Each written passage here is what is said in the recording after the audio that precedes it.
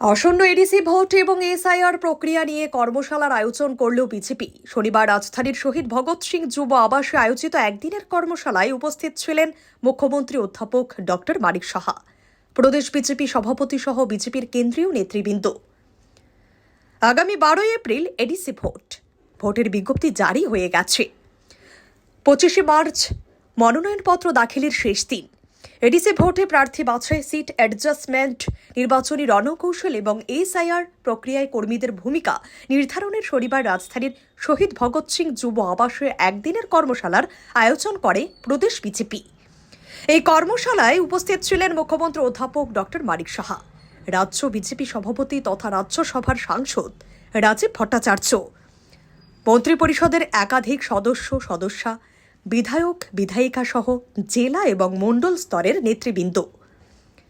এই কর্মশালায় প্রায় 50 মিনিট উপস্থিত ছিলেন মুখ্যমন্ত্রী অধ্যাপক ডক্টর মানিক সাহা।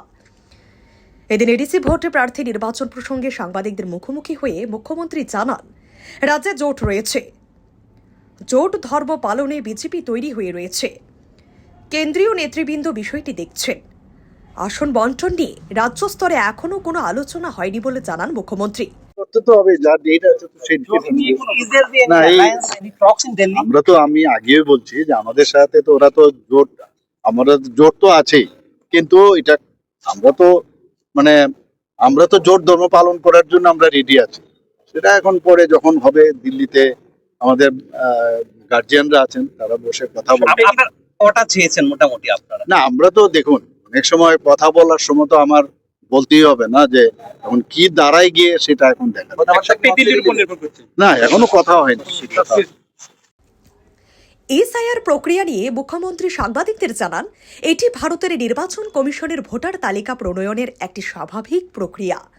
প্রকৃত ভোটাররা যেন ভোটার তালিকা থেকে বাদ না পড়েন, এই প্রক্রিয়া তা যাচাই করে দেখা হয়। রাজ্যে আধিকারিক স্তরে এসআইআর প্রক্রিয়ার কাজ শুরু হয়ে গেছে। বিজ্ঞপ্তি জারি হওয়ার পর থেকেই মাঠে ময়দানে শুরু হয়ে যাবে কাজ।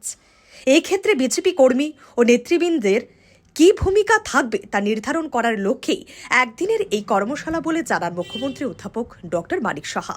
এর মধ্যেই তো এসআইআর শুরু হয়েছে, বহু জায়গায় অলরেডি হয়ে গেছে, তো এখানে বাকি আরও প্রায় অনেক জায়গায় বাকি আছে, এর মধ্যে ত্রিপুরাও আছে।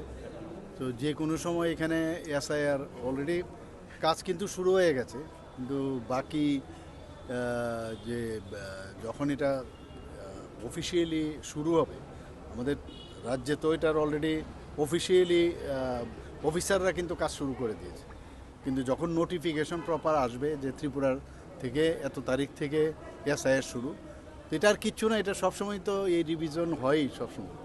তো যা আমাদের গভর্নমেন্ট অফ আর আমাদের যে ইলেকশন কমিশন আছে গভর্নমেন্ট অফ ইন্ডিয়া, তো তারা অ্যাকচুয়ালি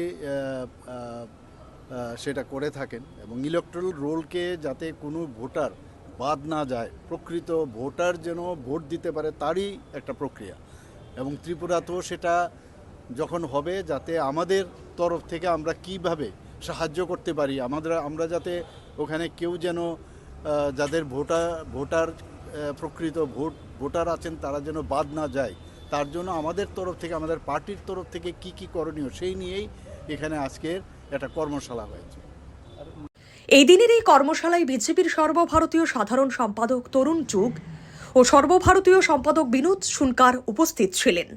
কর্মশালায় এই দুই সর্বভারতীয় নেত্রী বিস্তারিত বক্তব্য রাখেন। ব্যুরো রিপোর্ট, হাল্লা বোল।